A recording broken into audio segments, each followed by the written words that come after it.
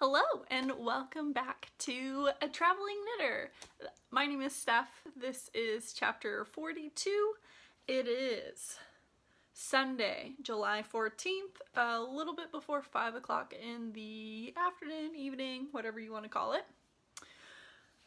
So the World Cup is over. The US has won again, and it was amazing. I don't know if I'm going to talk about it even more at the end. Maybe. I don't really know, but it's been a week since they won, and I was so happy I cried. Like, that's how ridiculous I got. But, okay. We have quite the episode today because I have not one, but two completed objects. So the first one that I'll talk about is right over here, and I have not woven in the ends yet because I just didn't feel like it. I will though. So this is on one of my styrofoam heads. This is gonna blow out.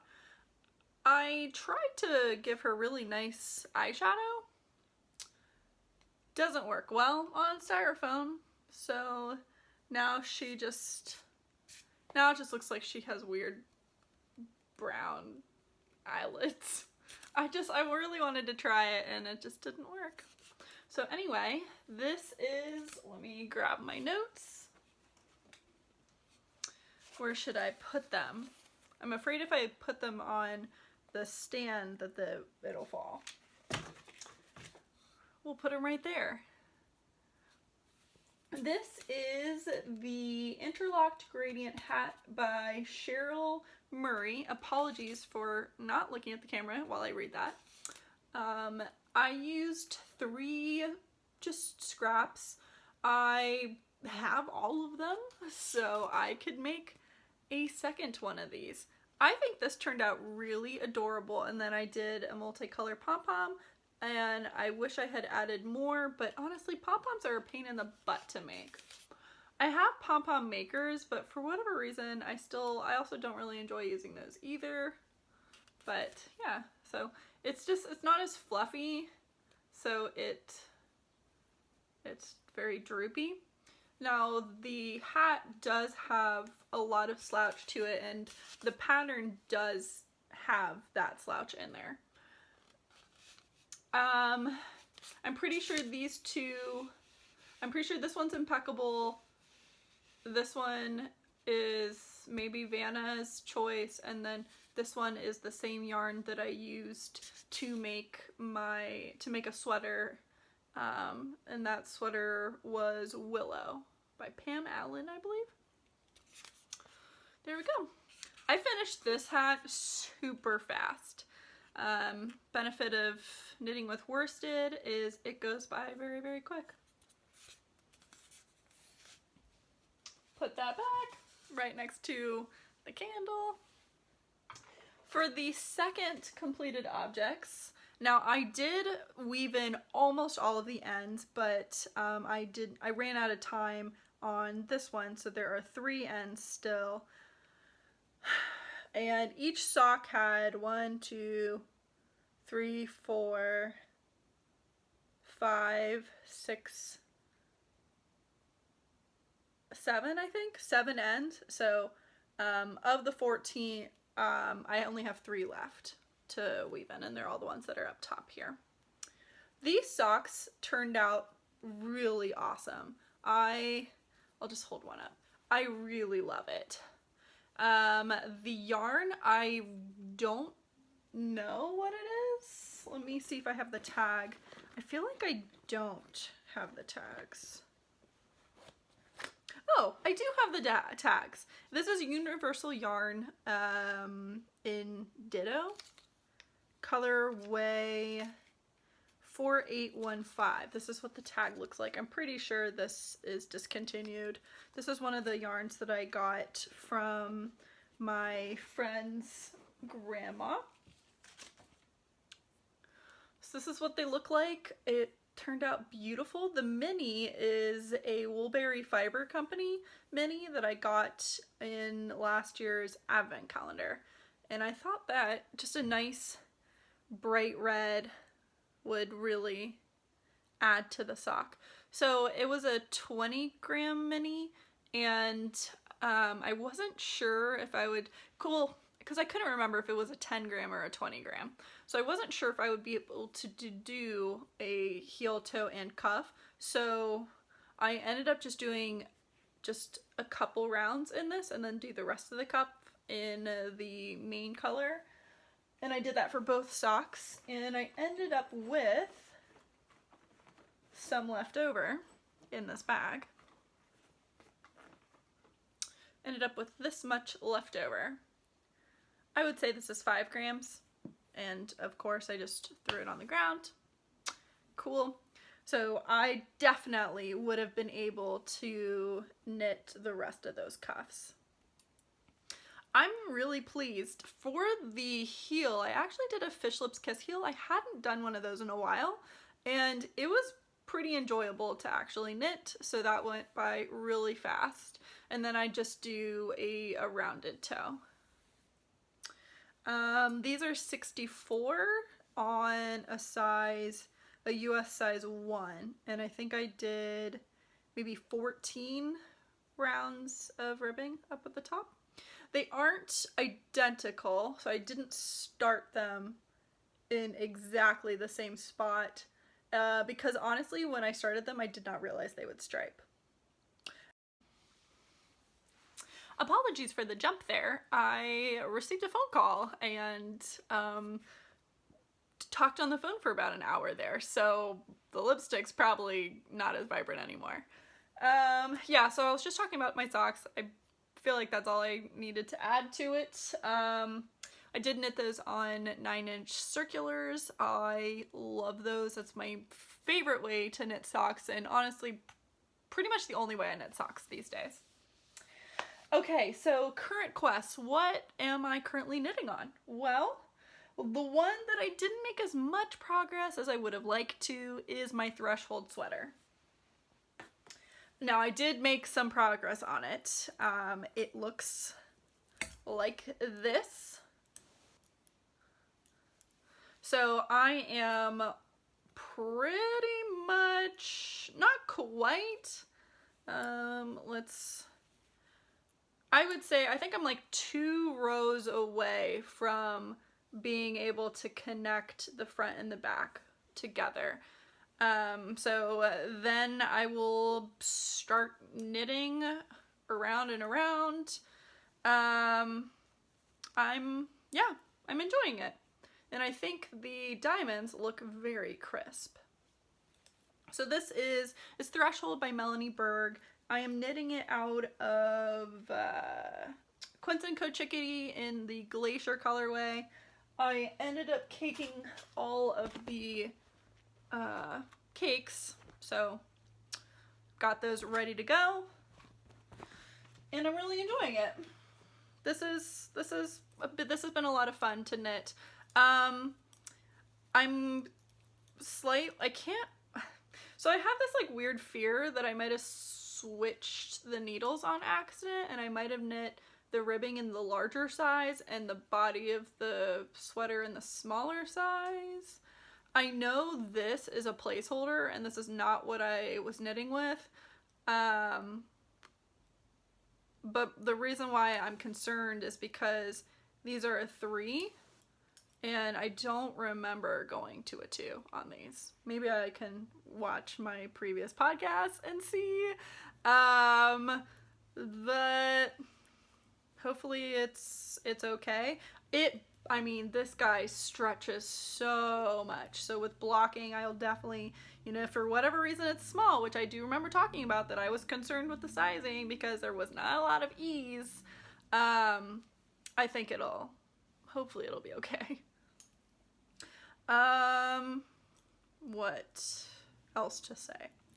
Not much really. I guess what I can do, I have this little guide to tell me what the front side was. I can actually start using that as a progress keeper because I always have intentions of maintaining my progress so that you can see, but then I just forget. So there we go. there's the Progress Keeper. It's an Eat Me, it's an Alice in Wonderland reference. It is one of the Sucre miniatures that I got from I think it was the very first yarn club I ever did, and it was a homespun house, Tim Burton themed. So there you go. So if I put it on,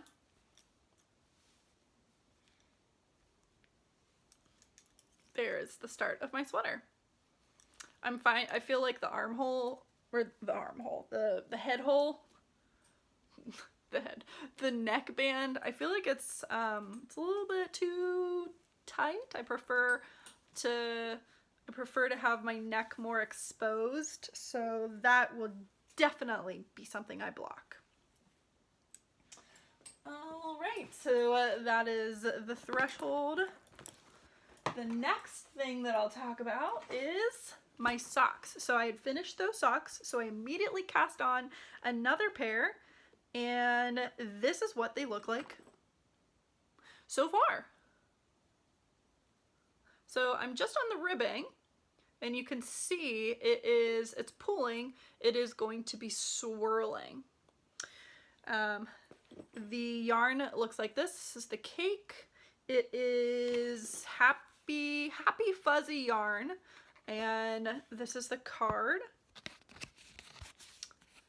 Happy Fuzzy yarn in the Vesuvius colorway. Oh, come on, stay like that.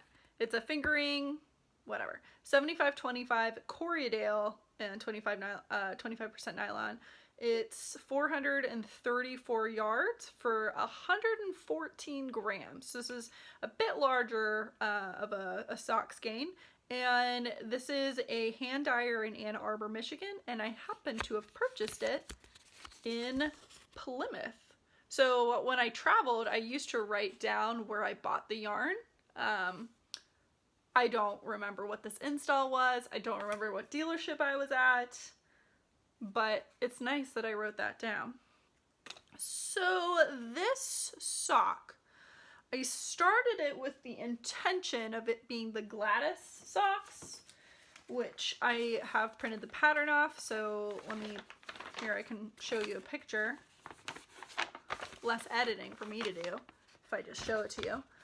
So this is what the sock looks like, and I'm concerned that this is going to be too busy, that the swirl is going to eat up the sock. Like it'll eat up this section right here. So I'm not really sure. I think what I'll end up doing is I will knit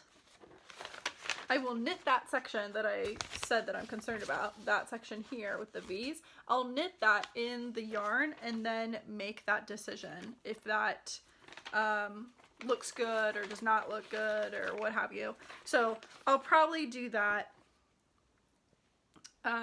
Yeah, but I like the swirl, but I just don't, I really like the Gladys socks and I don't want them to be distracted by the swirl. Oh, Gladys socks are by, I forgot to even mention that, the Gladys socks are by General Hog Buffer. And it is a free pattern on Ravelry. The last thing that I have on my needles right now is a new cast on. I don't know why I said that weird. So those were a new cast on, and this is a new cast on, but it's been a long time coming. Pull that up. Da da da da. This is my On the Spice Market. Yes, I think this is going to be fabulous. Now, I am not carrying my yarn up because I didn't really understand how I was going to be able to do that. I tried to do it and it just did not look good.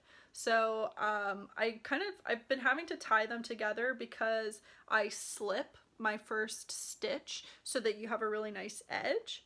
And when you slip the first stitch, that kind of causes the like the first stitches to be looser, and they would just get so big from having the ends, so I just had to tie them together to keep the shawl maintaining its shape. Now once I weave the ends in, of course they'll stay, but for now it was just kind of annoying having like a big gap and then I'd have to tug the yarn down. The yarn that I'm using, oh, and this is by Melanie Berg. So the yarn that I'm using, we have quite a lot. So for the first one, it is Lolo Did It in her Everyday Sock in the Angry Rhino colorway. I just keep dropping stuff. So this is the ball band. It's 100%, it's 75% merino and 25% nylon, 463 yards with 100 grams. And then for the minis that I am using, I had purchased a Miss Babs gradient set, and this one is the Amba's Great Barrier Reef. It is a set of 6 yummy 2-ply toes, 100% merino. Total yardage is 798, so I have more than enough. This is the tag that was in there, and then here are all the minis. So they're essentially, you've got the pop of color with the coral, and then the rest are shades of a bluish green, if you can see that. I really am enjoying knitting that. There's just something so soothing about a sea of stockinette. You've got your color changes to keep you going, but this is going to be beautiful. And I even really liked just the coral silver and really dark blue green. I really like those. That I could see as a sweater. On my horizon is the next category section where I talk about things that I would like to do in the future, and I have socks. I would like to knit some more socks. So if the Gladys, the yarn for the Gladys, if that doesn't work out, my plan is to cast on white. I do have a couple skeins of white, and it's yarn that I bought for socks. So I think I will do that if those end up not working out. And then I also have a design that I really want to get out. And I've said that numerous times, and then I don't end up ever getting the design out. So that's something I really want to improve on this year. And I have the yarn out, so I kind of redid my shelf so that I could have some of my, my pattern books in there. And I kept out the yarn that I had purchased for this design. So I really want to get to that. I also finally cleared off this desk, so I'm really excited about that. I have been inspired to sew some clothes. I've never sewn clothes before, but I really want to get some tank tops, so some really nice flowy shirts that I can wear with some of the full-length skirts that I have, so I can wear them for work and not for work. So that's on the horizon, nothing really specific. That takes us to Smag's shelf, which is empty, nothing to report. I'm happy about that. And after that, it's a novel idea where I talk about the books that I've read since the last episode. So the last episode was the last day of June, and today being the 14th, it's been 2 weeks, and I have read a total of 9 books. Now I don't have all 9 of them, but this is 8 of them. So let's talk about one of the series. So I'm not going to talk individually about each of these books, but in the last 2 weeks I have read 6 of A Series of Unfortunate Events by Lemony Snicket. The first one is The Bad Beginning. Then we have The Reptile Room. Then The Wide Window. The Miserable Mill, The Austere Academy, this one was my least favorite, and The Ersatz Elevator.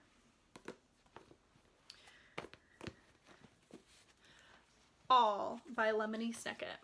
These are super fast to read, and I think, so the first one I gave 5 stars, the rest I gave 4 stars, other than The Austere Academy I gave 3 stars, and then we're right back up to 4. This one was a good one. So if you have not heard of this series, I feel like it's a very, very well-known series, but not as read. There's one movie that Jim Carrey was in, and then there's the TV show that's on Netflix, and each episode goes by like a book. So basically you have the Baudelaire orphans who are constantly being shepherded to a different guardian. They have a massive fortune, and there is a villain named Count Olaf who is just every single book trying to get his hands on it. Going in, this is a children's book, so don't expect, really in-depth plots or anything like that. And the narrator plays a significant role in the series. So there's the narrator, he likes to explain what's happening. The narrator is actually Lemony Snicket, so he says that. There's some cool things that I didn't notice the first time I read these. I did read these, gosh, I don't know if I was in elementary school or middle school. I actually never finished the series, so I'm remedying that. The artist, or the illustrations are just beautiful. I really, really love the illustrations. There's always an illustration at the beginning, and then you get illustrations for each chapter. I'm trying to find something that's like a good, there we go. So you get illustrations at the beginning of the chapters. There's 13 chapters in every single book. There's a total of 13 books, which I think is really clever. I didn't notice that. I knew there was 13, but I didn't notice that there were 13 chapters. And another thing that's kind of interesting is they're all dedicated to someone named Beatrice. So this one says, "To Beatrice, darling, dearest, dead." And then the second one is, "For Beatrice, my love for you shall live forever. You, however, did not." And they're all like that. I had no idea the first time I read it. Now that I am essentially halfway, Beatrice is actually being mentioned in some of the books. So Beatrice is some sort of acquaintance or love of Lemony Snicket, and Beatrice is actually mentioned by a different character. So in these first, 3 or 4, Beatrice is not talked about. And then I think in the 5th one, she's brought up by Lemony Snicket. And in the 6th one, a different character talks about Beatrice. Again, I did not finish these books.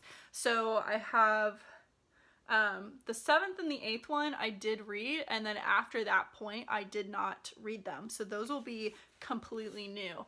Rereading these, I knew very well what happened in the first 4. And I think that's because I did watch the Netflix show, and then of course I had watched the movies, the movie, which is covering the first 3. So those were, I very well remembered.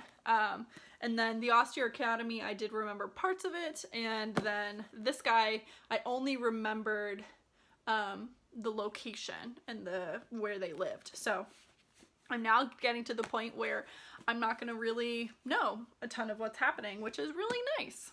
So yeah, these guys, that's what I read. And then non-series of unfortunate events, I read The Boy in the Striped Pajamas by John Boyne. This is the 10th anniversary edition that I got for super cheap because it has the remainder mark on it. So we follow a main character. He is, I think he's like an 8-year-old boy, or maybe he's 10 or 9, something like that. And he has to move with his family next to Auschwitz. And he doesn't really understand what's going on. He just sees all these people in striped pajamas. And he can see them from his window, and there's no one to play with, no one to hang out with.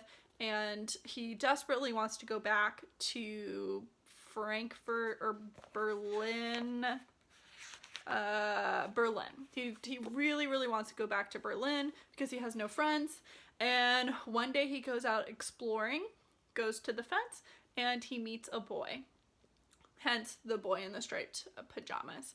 And you kind of follow, it's a very, very short book, but it's very impactful because you have our main character, they're both the same age, who his worst thing is that he had to move, versus the child that's in the concentration camp has a lot of other things going on, and they kind of talk about it, but in a childlike way, and you can just see the difference in how they treat certain things. So I highly recommend this. I did give it 5 stars. The things that I wanted to, the quotes that I liked. So this is Bruno is our main character, and he's talking to his nurse, and he says, well, you've been brought here against your will, just like I have. If you ask me, we're all in the same boat, and it's leaking.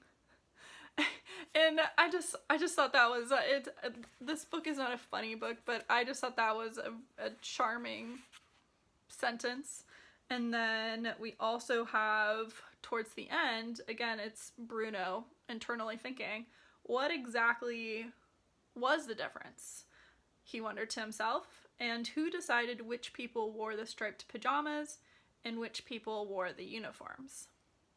He is essentially kind of reflecting on the way that they don't look any different, and that he would not be able to tell each of the people apart other than the way that the clothes that they're wearing. He had to get his head shaved, and so he was like, I look just like you, kind of deal.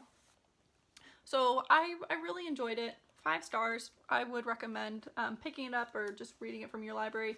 I had seen the movie in college, and the movie, to this day, I remember the ending was very powerful. I thought the movie did a better ending. The ending is the same, but I felt like the ending in the movie was just more powerful than this one. This one pittered off a little bit. I think maybe because there was more to it. There was like a chapter explaining additional things, versus in the movie it just kind of goes dark. The last book that I actually have a copy of right here is Before We Were Yours by Lisa Weingate. This book I actually received from the publisher, though this book has been out for 2 years. So that was kind of interesting to receive a book to review that's already been out, and it is very much loved. I loved this book too. I ended up giving it 5 stars as well. This is a weird, unique month to have so many high-rated books. This book, also relatively short. You're following 2 different timelines, and they kind of converge into the present day. But this goes over, and I don't think it's giving it away. Maybe? I won't. Yes, it's right on the back of the cover. So this is a story about the horrors and the effects of the Tennessee Children's Home Society, the branch run by Georgia Tann. This is real life. I actually remember this being in the news because I think don't quote me on this, but I'm pretty sure the adoption records were recently opened, maybe within 15 years or 20 years. So I'm pretty sure while I was alive, the adoption records were opened in the state of New York. Backstory: Tennessee Children's Home Society, the branch that was run by Georgia Tann, essentially she kidnapped children and then would put them up for adoption. So she was basically selling children and making a ton of money off of this.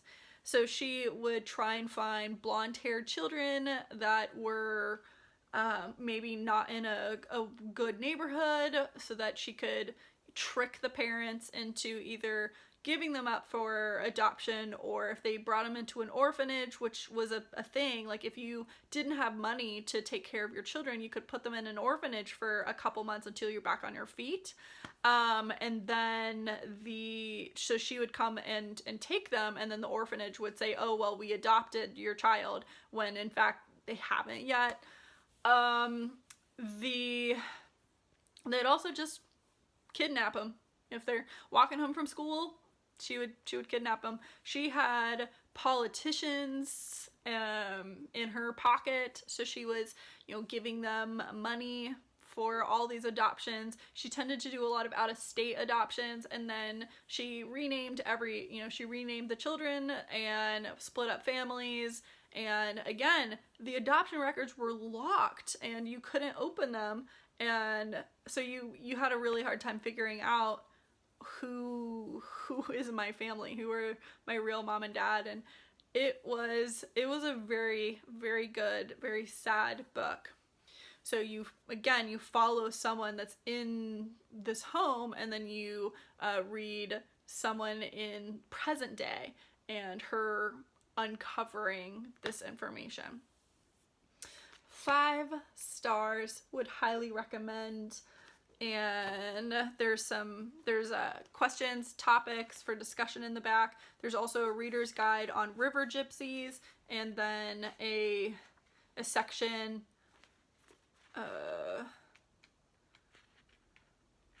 so then there is I could have sworn there was a section on the Tennessee home. Yeah. So then there's a note from the author about the true things that happened in this book. So then the last book that I don't have a physical copy of it, so I'll just put it right up here and I'll sit to the side for a moment. And that is Monty Python Speaks by... I don't think I wrote it down. Okay, cool. So the author on the picture, I love this book. I gave it also 5 stars. It's a bunch of interviews organized and put together to kind of discuss the life of Monty Python, and then the individual lives of the actors that were in Monty Python. I had a speech a couple episodes ago where I talked about, or a tangent, where I talked about Monty Python and how much I love them after listening to Eric Idle's autobiography. And this book, same thing. I read it and I just felt extreme urges to watch Monty Python, to watch Holy Grail, which is actually my favorite of the movies. Yeah, so I really, really loved it. It is like the revised edition, so the one that I read was the most recently published one. So I think there's a couple others that are all Monty Python Speaks, and then he does additional interviews later on where they are a bit older. The interviews are not just with the Pythons, they are with like their managers, with people that they had worked with. There's the author of the Galaxy, Guide to the Galaxy, something like that. Douglas Adams, Douglas, something like that. I have not read those books. So there's a bit with him in it because he worked with Graham Chapman. I really, really enjoyed it, and it's very quick to read because it is all interviews. Some of the complaints on Goodreads is that the misconception that the author had everybody in the same room and he was interviewing them all at the same time. That is not what happened. And as you read it, you can figure out that they're not all in the same room together. It was kind of interesting to see who had a lot to say and who didn't have a lot to say. Eric Idle did not have much to say. The author would insert Eric Idle's opinions and it would be like one sentence long and it would almost always have some sort of curse word in it, which was just really funny, I thought. And I could, since listening to the autobiography, I could hear him saying those things in his voice more so than the other ones. But yeah, those are the books that I read in the last 2 weeks. I'm going strong on my reading challenge. My 2 challenges for this month are to start and finish a series, so clearly a series of unfortunate events is that, and then to read 10 books that I personally own. I'm not double dipping with the series of unfortunate events because I do own all of those. And the 2 that I showed you, the Boy in the Striped Pajamas and the Before We Were Yours, those are both books that I own, so counting for 2 there. Alright, so updates with my life. I'm actually going to be getting on... Oh, my nose itched. I'm going to be getting on a plane in 12 hours to fly out to Long Island, where I'll be working for the week. My hours are going to be a little weird. I'll be there till 1 a.m. Every night, so that'll be different. I'm hoping to be able to chill out at the beach during the day, which is something you typically don't get to do when you work somewhere, because, you know, you work until 5 or 6 o'clock at night, and at that point everything's closed, so you pretty much just get dinner. So looking on the bright side, I think it'll be a good time. I already talked about the World Cup. Super pleased, super happy. I am still waiting on my jersey. I don't know why it's taking so long to get, but once I do get it, maybe I'll wear it on the podcast. I hope it's a good jersey. It looked to be identical to the one that Dick's Sporting Goods was selling, except $60 cheaper. So it still puts it at $60, which is a lot of money for a shirt. It's a jersey, so that's what I'm hoping it is, like a legit jersey. And then I kind of mentioned it, I did clear off the desk, so I will be able to do some sewing soon. And we are well underway with the summer. It's been super hot, and I've actually been struggling to run the full time. So today I was supposed to run 4 miles. I actually only ended up running 2. I'm having some health things, nothing major, but stuff that I feel like I don't need to announce on here. So that kind of, I started running and I was like, this is not working. So, yeah, but other than that, that's what's happening. There's my large sunspot / freckles. My freckles are just really, really coming out to play. And I mentioned in the last podcast, my freckles don't bother me, other than this one. Okay, I think that's really all I have, because at this point I'm rambling. If you would like to get a hold of me, my username on Ravelry is LuluisCrazy. We have a group for the podcast. It is called A Traveling Knitter Podcast. And we also have an Instagram, which is A Traveling Knitter Podcast Instagram. If you want to see what I'm reading on Goodreads, it is /LuluisCrazy. And I think that's it. I think that's all the information you need. Just like always, if you have a question or you want to reach out, down there is fine, or in any of the things that I just said earlier.